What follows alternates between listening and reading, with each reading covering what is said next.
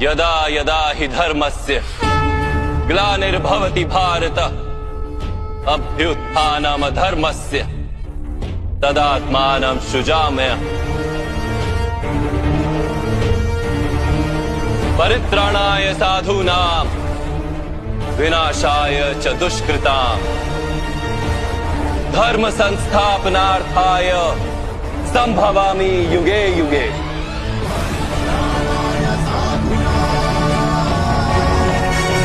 जब जब धर्म को हानि होती है, जब जब अधर्म में वृद्धि होती है, तब तब सत्पुरुषों के उद्धार के लिए, अधर्मियों के विनाश के लिए और धर्म की पुनः स्थापना के लिए मैं ही जन्म लेता हूं।